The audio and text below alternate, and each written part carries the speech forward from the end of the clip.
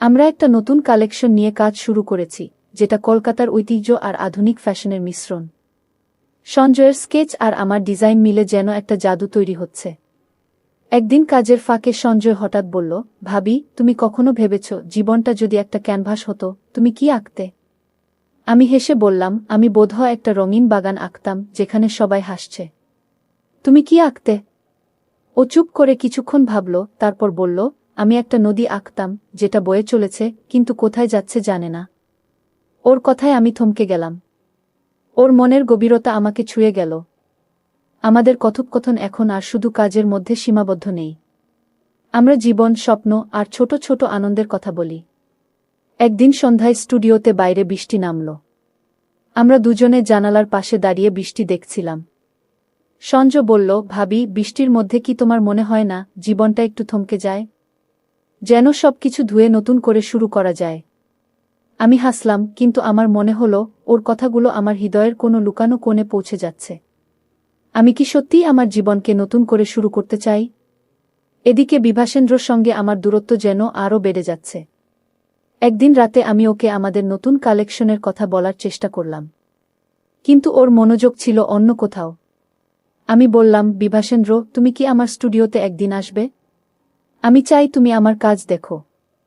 ও শুধু মাথা নাড়ল আর বলল, দেখছি দিয়া, এখন একটু ব্যস্ত আছি। আমার মন ভারী হয়ে গেল। আমি যে শুধু ওর সময় চাই না, ওর সঙ্গে আমার পুরনো বন্ধনটা ফিরে পেতে চাই, সেটা কি ও বোঝে না? সঞ্জয়ের সঙ্গে আমার সময় কাটানো এখন আমার জীবনের একটা বড় অংশ হয়ে দাঁড়িয়েছে। একদিন আমরা একটা ফ্যাব্রিক মার্কেটে গেলাম নতুন কাপড় দেখতে। সেখানে হঠাৎ একটা দোকানদার আমাদের দুজনকে দম্পতি ভেবে বলল, ম্যাডাম, আপনারা দুজনে মিলে খুব সুন্দর জুটি। আমি আর সঞ্জয় দুজনেই হেসে ফেললাম, কিন্তু আমার হাসির পেছনে একটা অস্বস্তি লুকিয়েছিল। আমি দ্রুত বললাম, না না, আমরা শুধু একসঙ্গে কাজ করি। কিন্তু সঞ্জয়ের চোখে একটা মুহূর্তের জন্য কি যেন চমকে গেল। সেটা কি আমার মনের ভুল? বাড়ি ফিরে আমি আয়নার সামনে দাঁড়িয়ে নিজেকে প্রশ্ন করলাম, আমি কেন সঞ্জয়ের সঙ্গে এত স্বাচ্ছন্দ্য বোধ করি? কেন ওর কথা, ওর হাসি আমার মনে এত জায়গা করে নিচ্ছে? আমি নিজেকে বোঝালাম, এটা শুধুই একটা পেশাগত বন্ধন। কিন্তু তবু আমার মনের এক কোণে একটা সন্দেহ জাগছে। আমি কি এই বন্ধনকে ভুলভাবে দেখছি? আমার এই অনুভূতি কি আমাকে এমন পথে নিয়ে যাবে যেখান থেকে ফেরা কঠিন? পরের দিন স্টুডিওতে সঞ্জয় আমাকে একটা নতুন স্কেচ দেখাল। এটা ছিল একটা পোশাক, যেটার নকশায় একটা নদীর ঢেউয়ের মতো প্যাটার্ন ছিল। ও বলল, ভাবি, এটা তোমার জন্য। তুমি যেমন একই সঙ্গে শান্ত আর অস্থির। আমি হাসলাম, কিন্তু আমার মনের ভেতর একটা ঝড় উঠল। সঞ্জয় কি আমার মনের কথা বুঝতে পারছে? আমি কি নিজেকে আর লুকিয়ে রাখতে পারব? সঞ্জয়ের সেই নদীর ঢেউয়ের প্যাটার্নের স্কেচটা আমার মন থেকে যাচ্ছে না। ওর কথাগুলো, তুমি একই সঙ্গে শান্ত আর অস্থির, আমার মনের মধ্যে বারবার ঘুরপাক খাচ্ছে। আমি স্টুডিওতে বসে ওর স্কেচের দিকে তাকিয়ে থাকি, আর মনে হয় ও যেন আমার মনের গভীরতম কথাগুলো পড়ে ফেলেছে। কিন্তু এই বোঝাপড়া, এই কাছাকাছি আসা, এটা কি ঠিক? আমি নিজেকে বারবার প্রশ্ন করি, কিন্তু উত্তর খুঁজে পাই না। আমাদের নতুন কালেকশনের কাজ এগিয়ে চলেছে। সঞ্জয় আর আমি এখন প্রায় প্রতিদিনই স্টুডিওতে একসঙ্গে কাজ করি। আমাদের মধ্যে একটা অদ্ভুত স্বাচ্ছন্দ্য তৈরি হয়েছে। কখনো আমরা ডিজাইন নিয়ে তর্ক করি, কখনো হাসি গল্পের সময় কাটাই। একদিন কাজের ফাঁকে সঞ্জয় বলল, ভাবি, তুমি জানো, আমার কাছে তুমি শুধু একজন ডিজাইনার না, তুমি আমার জন্য একটা প্রেরণা। আমি হাসার চেষ্টা করলাম, কিন্তু আমার হৃদয়ে একটা ঢেউ উঠল। ওর কথাগুলো আমাকে এমন এক জায়গায় নিয়ে যাচ্ছে যেখানে আমার যাওয়া উচিত নয়। এদিকে আমার আর বিভাসেন্দ্রর মধ্যে দূরত্ব যেন আরও বেড়ে যাচ্ছে। একদিন সন্ধ্যায় আমি ওকে আমাদের কালেকশনের একটা প্রোটোটাইপ দেখালাম। আমি আশা করছিলাম ও একটু উৎসাহ দেখাবে, আমার কাজের প্রশংসা করবে।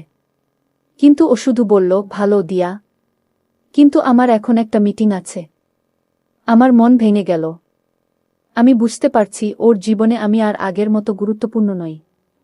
আর এই শূন্যতার মধ্যে সঞ্জয়ের উপস্থিতি আমার কাছে আরও বেশি মূল্যবান হয়ে উঠছে। একদিন স্টুডিওতে কাজ শেষ করে আমরা দুজনে একটা কাছের ক্যাফেতে গেলাম। সঞ্জয় আমাকে তার একটা পুরনো স্কেচবুক দেখাল, যেখানে ওর শৈশবের ছবি, স্বপ্নের গল্প আঁকা। আমি মুগ্ধ হয়ে দেখছিলাম, আর ও বলল, ভাবি, তুমি আমাকে আবার স্বপ্ন দেখতে শিখিয়েছ। আমি ভেবেছিলাম আমার জীবনটা বোধহয় এভাবেই কেটে যাবে, কিন্তু তুমি আমাকে নতুন করে শুরু করার সাহস দিয়েছ। আমি হাসলাম, কিন্তু আমার মনের ভেতর একটা ঝড় উঠল। আমি কি শুধু ওর প্রেরণা, নাকি এর পেছনে আরও কিছু আছে? এই সময় আমার স্টুডিওর একজন সহকর্মী, আশ্রিতা, আমাকে একদিন আলাদা করে বলল, দিয়া, তুমি আর সঞ্জয় একসঙ্গে অনেক সময় কাটাচ্ছ। মানুষ কথা বলতে শুরু করেছে। আমি অবাক হয়ে বললাম, কি কথা? আশ্রিতা একটু দ্বিধা করে বলল, লোকে বলছে তোমাদের সম্পর্কটা শুধু কাজের নয়। আমার মাথায় যেন বাজ পড়ল। আমি রাগ করে বললাম, এসব বাজে কথা। আমরা শুধু একসঙ্গে কাজ করি। কিন্তু আশ্রিতা চলে যাওয়ার পর আমি নিজেকে প্রশ্ন করলাম, তবে কেন আমার মন এত অস্থির? আমি সঞ্জয়ের সঙ্গে কথা বলার সিদ্ধান্ত নিলাম। পরদিন স্টুডিওতে আমি ওকে বললাম, সঞ্জয়, আমাদের একটু সাবধানে থাকতে হবে। লোকে আমাদের নিয়ে ভুল বুঝছে। সঞ্জয় চুপ করে রইল, তারপর বলল, ভাবি, আমি কখনো চাই না তুমি কোনো সমস্যায় পড়ো। আমি কাজের বাইরে তোমাকে বিরক্ত করব না। ওর কথায় আমার মন ভারী হয়ে গেল। আমি কি ওকে ভুল বুঝলাম? নাকি আমি নিজেই নিজেকে ভুল বুঝছি? সেদিন রাতে আমি বাড়ি ফিরে বিভাসেন্দ্রর সঙ্গে কথা বলার চেষ্টা করলাম। আমি বললাম, বিভাসেন্দ্র, আমরা কি কখনো একসঙ্গে কোথাও ঘুরতে যাব? আমাদের একটু সময় দরকার। ও হাসল, কিন্তু বলল, দিয়া, এখন আমার কাজের চাপ অনেক। তুমি তো জানো। আমি আর কিছু বললাম না। কিন্তু আমার মনের মধ্যে একটা যুদ্ধ চলছে। আমি বিভাসেন্দ্রর সঙ্গে আমার সম্পর্ক ফিরে পেতে চাই, কিন্তু সঞ্জয়ের সঙ্গে কাটানো মুহূর্তগুলো আমাকে বারবার টানছে। সঞ্জয়ের সঙ্গে আমার কথোপকথনের পর আমার মন আরও অস্থির হয়ে উঠেছে। ওর কথা, আমি কখনো চাই না তুমি কোনো সমস্যায় পড়ো, আমাকে যেন আরও গভীর ভাবনায় ডুবিয়ে দিয়েছে। আমি নিজেকে বোঝানোর চেষ্টা করি যে আমাদের সম্পর্ক শুধুই পেশাগত, শুধুই বন্ধুত্বের। কিন্তু আমার হৃদয় যেন আমার কথা শুনতে চায় না। স্টুডিওতে ওর সঙ্গে কাটানো প্রতিটা মুহূর্ত আমাকে একটা অজানা পথে টানছে, আর আমি জানি না সেই পথে যাওয়া ঠিক হবে কিনা। আমাদের নতুন কালেকশনের প্রস্তুতি এখন প্রায় শেষের দিকে। সঞ্জয়ের স্কেচ আর আমার ডিজাইন মিলে আমরা এমন কিছু তৈরি করেছি, যেটা আমার ক্যারিয়ারের সেরা কাজ হতে চলেছে। একদিন স্টুডিওতে আমরা শেষ মুহূর্তের কিছু ডিজাইন ফাইনাল করছিলাম। সঞ্জয় হঠাৎ বলল, ভাবি, এই কালেকশন যখন মঞ্চে উঠবে, তুমি কলকাতার ফ্যাশন জগতে নতুন ইতিহাস লিখবে। আমি হাসলাম, কিন্তু আমার মনে হলো এই সাফল্যের পেছনে সঞ্জয়ের অবদান যেন আমার থেকেও বেশি।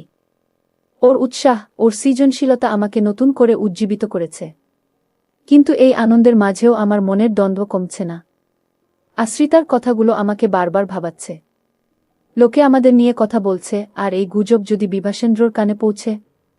আমি সঞ্জয়ের সঙ্গে দূরত্ব রাখার চেষ্টা করি, কিন্তু প্রতিবার ওর সঙ্গে কথা বলার সময় আমার মন নরম হয়ে যায়। একদিন স্টুডিওতে আমরা একটা ডিজাইন নিয়ে আলোচনা করছিলাম। ওর হাত আমার হাতের কাছে এসে পড়ল, আর আমি দ্রুত হাত সরিয়ে নিলাম। সঞ্জয় লক্ষ্য করল, কিন্তু কিছু বলল না। ওর চোখে একটা অদ্ভুত ছায়া পড়ল, যেন ও আমার মনের অস্থিরতা বুঝতে পেরেছে। এদিকে বিভাসেন্দ্রর সঙ্গে আমার সম্পর্ক আরও ঠান্ডা হয়ে আসছে। একদিন রাতে আমি ওকে বললাম, বিভাসেন্দ্র, আমরা কি একদিন একসঙ্গে কোথাও ডিনারে যাব? আমাদের একটু সময় কাটানো দরকার। ও একটু চিন্তা করে বলল, ঠিক আছে দিয়া, এই সপ্তাহে দেখছি। কিন্তু আমি জানি ওর এই প্রতিশ্রুতি শুধুই কথার কথা।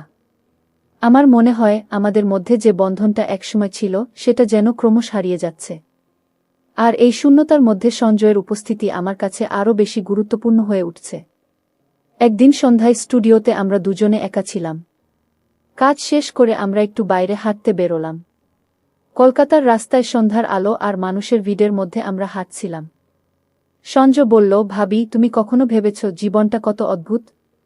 আমরা স্বপ্ন দেখি, কিন্তু কখনো জানি না কোন পথটা আমাদের জন্য ঠিক। আমি চুপ করে রইলাম। ওর কথাগুলো আমার মনের গভীরে পৌঁছে গেল। আমি বললাম, সঞ্জয়, তুমি ঠিক বলেছ। কিন্তু কখনো কখনো ঠিক পথটা বেছে নেওয়া খুব কঠিন। আমাদের চোখাচোখি হলো, আর আমি দ্রুত চোখ ফিরিয়ে নিলাম। এই সময় আমার ফোনে একটা মেসেজ এলো। আমার এক বান্ধবী মিতালি লিখেছে, দিয়া, শুনলাম তুই আর সঞ্জয় নাকি খুব কাছাকাছি হয়ে গেছিস। সাবধানে থাকিস। আমার মাথা গরম হয়ে গেল। আমি সঞ্জয়কে কিছু না বলে বাড়ি চলে এলাম। কিন্তু বাড়িতে এসে আমি আয়নার সামনে দাঁড়িয়ে নিজেকে প্রশ্ন করলাম, এই গুজব কি শুধুই মানুষের কথা, নাকি আমার নিজের অনুভূতির প্রতিফলন? আমি কি সত্যিই সঞ্জয়ের প্রতি এমন কিছু অনুভব করছি, যেটা আমার করা উচিত নয়? পরদিন স্টুডিওতে আমি একটু দূরত্ব রাখার চেষ্টা করলাম। সঞ্জয় বুঝতে পারল, কিন্তু কিছু বলল না। ও শুধু বলল, ভাবি, আমাদের কালেকশনের শোয়ের আর মাত্র কয়েকটা দিন বাকি। আমরা এটাকে সেরা করব, তাই না? আমি মাথা নাড়লাম, কিন্তু আমার মন অন্য কোথাও ছিল। আমি বুঝতে পারছি আমার মনের এই ঝড় আরও জোরালো হচ্ছে। আমি বিভাসেন্দ্রর সঙ্গে আমার সম্পর্ক ফিরে পেতে চাই, কিন্তু সঞ্জয়ের সঙ্গে এই বন্ধন আমাকে বারবার টানছে। আমার মনের ঝড় এখন আর থামছে না। সঞ্জয়ের সঙ্গে দূরত্ব রাখার চেষ্টা করলেও আমার হৃদয় যেন বারবার ওর কাছে ফিরে যাচ্ছে। আমি জানি এই পথে এগোনো ঠিক নয়, কিন্তু আমার মনের অস্থিরতা আমাকে ছেড়ে যাচ্ছে না। আমাদের কালেকশনের শোয়ের দিন ঘনিয়ে আসছে, আর আমি নিজেকে বোঝাচ্ছি যে শুধু কাজের উপর মনোযোগ দেব। কিন্তু সঞ্জয়ের উপস্থিতি আমার জন্য একটা অদৃশ্য টান হয়ে দাঁড়িয়েছে। শোয়ের আগের দিন স্টুডিওতে আমরা শেষ মুহূর্তের প্রস্তুতি নিচ্ছিলাম।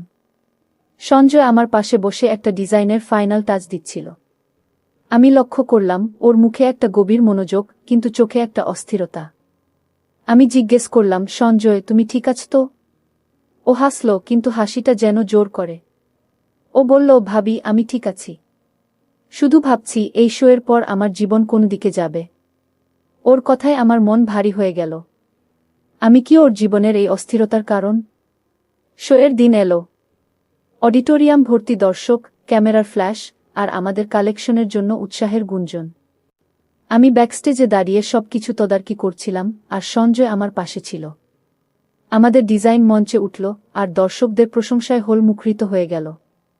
আমি সঞ্জয়ের দিকে তাকালাম, আর ওর চোখে একটা গর্বের হাসি দেখলাম। শোয়ের শেষে আমরা দুজনে মঞ্চে উঠলাম, আর দর্শকদের হাততালিতে আমার হৃদয় ভরে গেল। কিন্তু আমার মনের এক কোণে তখনও সেই দ্বন্দ্ব চলছে। শোয়ের পর আমরা একটা ছোট পার্টিতে গেলাম, যেখানে আমাদের টিম আর কিছু ক্লায়েন্ট ছিল। বিভাসেন্দ্রও এসেছিল অনেক দিন পর। আমি ভেবেছিলাম এই সাফল্যের মুহূর্তে ও আমার পাশে থাকবে, কিন্তু ও বেশিরভাগ সময় ফোনে ব্যস্ত ছিল। আমি সঞ্জয়ের সঙ্গে কথা বলছিলাম, আর হঠাৎ বিভাসেন্দ্র আমাদের দিকে তাকাল। ওর চোখে একটা অদ্ভুত ছায়া দেখলাম, যেন ও কিছু সন্দেহ করছে। আমার মনটা কেঁপে উঠল। আমি কি সত্যিই কিছু ভুল করছি? পার্টির পর আমি আর সঞ্জয় একটু আলাদা হয়ে বাইরে দাঁড়ালাম। আমি আর থাকতে না পেরে বললাম, সঞ্জয়, আমরা কি খুব বেশি কাছাকাছি হয়ে যাচ্ছি? লোকে কথা বলছে, আর আমি নিজেও নিজেকে বুঝতে পারছি না। সঞ্জয় চুপ করে রইল, তারপর ধীরে ধীরে বলল, ভাবি, আমি কখনো চাইনি তুমি কষ্ট পাও। আমার জন্য তুমি যদি সমস্যায় পড়ো, আমি নিজেকে কখনো ক্ষমা করব না। ওর কথায় আমার চোখ ভিজে গেল।